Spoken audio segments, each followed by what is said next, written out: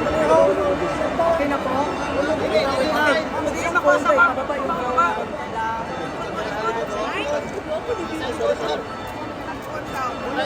yung cellphone, bababa yung cellphone na bababa. Okay, pasok po ang mga nasa likod. Okay, SMN po. Nanay mas after 4 questions. Sige, lain-lain na outlets ha. Sige. SMN po. Ano pong message yung mga 1 year na po sa ICC, sa PRD, nagikot-kalitin nyo na marami pong Dabuenos ang galit na galit ma'am sa ginawa po sa kanya. Oo, hindi lang mga Dabuenos, no? Mga Pilipino, ganit sa nangyari. Hindi lang, may dating it is unthinkable that a government, no matter political differences with the administration, would send a citizen to a foreign jurisdiction to be detained and tried for crimes against humanity. Walang pasimulan at walang pangalas na witnesses. So, galit ang mga tao. Isang taon na sila galit. Hindi lumipad ang galit hanggang hindi kabalik. Mayor Arjun Villator, CMA, sir. Ma'am, sa nangyayari yung crisis sa Middle East, tingin po ba ninyo ay akma na yung mga hakbang na ginagawa ng administrasyon para masigurong ligtas ang ating mga kababayang OFW na nasa Middle East? Wala tayong nakikita, no, na ginagawa ng administrasyon. Ang banta ng Yera, narinig na natin yan noong taong 2022 pa lang. Nakita na natin yan sa lahat ng mga believers, lalo-lalo na yung galing sa mga foreign governments, na meron silang pinignan ng posibleng Yera ng taon ng 2025. Isang year lang ang ligas ng pagkat. Ang ligas sa tuwing history 2025 nangyari ang Yera 2026. Dapat noong 2022 pa lang nagkagat na ang pamahalaan nito. Pero wala tayong nakitang maganda at wala tayong nakikita na pagbibigay man lang na solusyon sa mangyayaring problema sa susunod na mga buwan at sa susunod na taon. 35, Bell.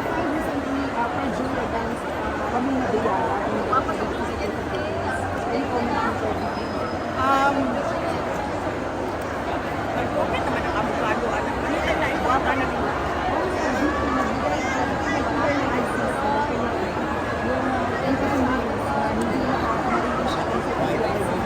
Oo. Napag-usapan namin ng abogado ni dating Pangulong Rodrigo Duterte, no, na every time merong opportunity na mag-apply ng interim release, si dating Pangulong Rodrigo Duterte ay gagawin yun. Kahit pa man hindi binayuan, alam natin na hindi binayuan ng korte, gagawin pa rin natin. Last question.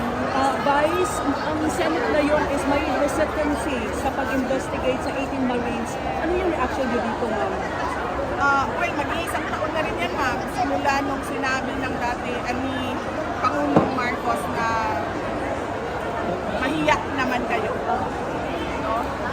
Mag-iisang taon na yan. Hanggang ngayon, wala pa rin nananagot sa blood scandal, sa katiwalian na nangyari sa 2023, 2024, at 2025 election. So, ano lang natin yan, itali natin yan doon sa nangyayari ngayon sa Middle East. Kung isang taon na itong corruption scandal na ito, walang nananagot. At walang sinceridad ang administrasyon kay President Manuel Di Pagkukulong sa scandal na yan. Makikita din natin na wala silang gagawin dito sa problema natin na darating dahil sa Sierra. Yes, message, nagpapasalamat ako sa ating mga kababayan, sa lahat ng mga Pilipino ngayon na nakikisa kay dating Pangulong Rodrigo Duterte sa pag-kidnap sa kanya sa injustice na ginawa sa isang Pilipino na kinidnap ng gobyerno, dinala sa ibang bansa ay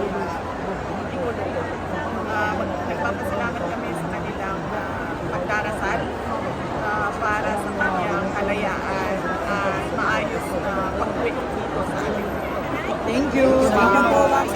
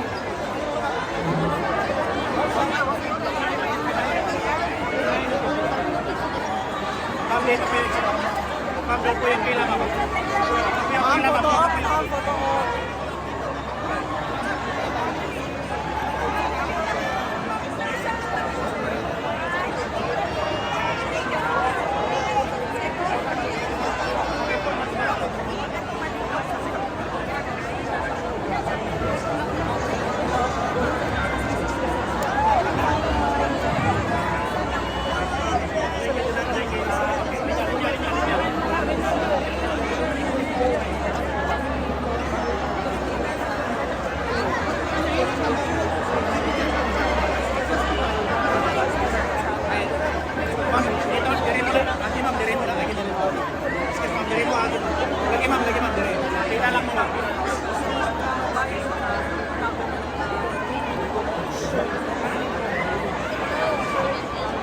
Okay, sobrang dami na. Napasunod sa katedral, dahil pagkara na ikaw, hindi napasunod sa iyo. Wala ka na lang mas gawas. Hindi naman.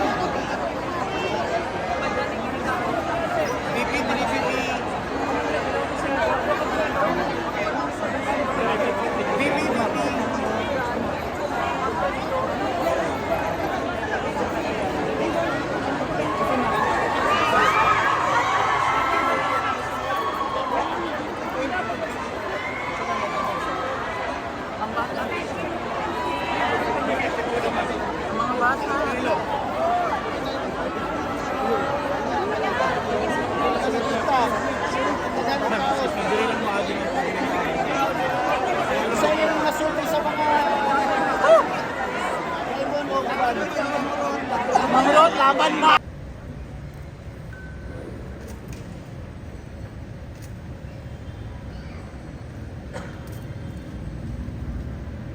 In a similar way, when supper was ended, he took the chalice, and once more giving thanks, he gave it to his disciples, saying, "Take this, all of you, and drink from it, for this is the chalice of my blood, the blood of the new and eternal covenant, which will be poured out for you and for me, for the forgiveness of sins. Do this in memory of me."